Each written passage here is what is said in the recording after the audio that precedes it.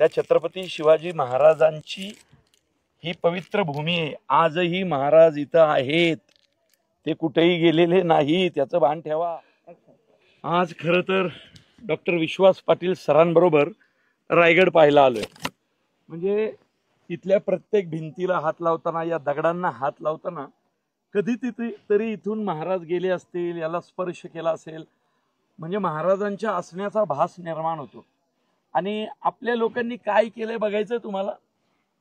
म्हणजे आम्ही आता फिरत होतो तर या ऐतिहासिक वास्तूच्या खपच्यांमध्ये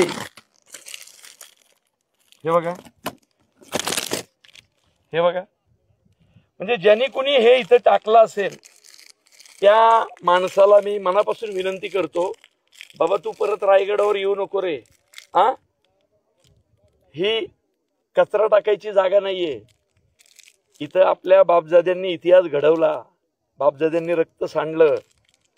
त्या छत्रपती शिवाजी महाराजांची ही पवित्र भूमी आहे। आजही महाराज इथं आहेत, ते कुठेही गेलेले नाही, त्याचं भान ठेवा।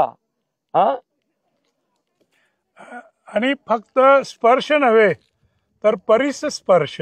वा, म्हणजे लोखंडाला स्पर्श झाला की त्याचं सोनं होतं, तसं महाराजांनी या परिसराचं सोनं बनवलेलं आहे। परिसराचं सोनं बनवलेलं आहे। दाखव ना, जगदीश्वराचं मंदिर दाखव।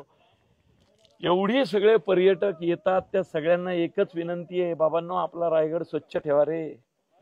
निदान रस्त्यावर पडलेला कचरा आम्ही उचलू तरी, पण असं दगड्यांच्या खापच्यात घातलेल्या या कचऱ्यांचं आम्ही काय करायचं रे? कुठं कुठं शोधून काढायचे? जपून आपल्या राजांचा आहे हा किल्ला, रायगड आपला आहे, आपली राजधानी आहे बाळांनो, काळजी घ्या। चला।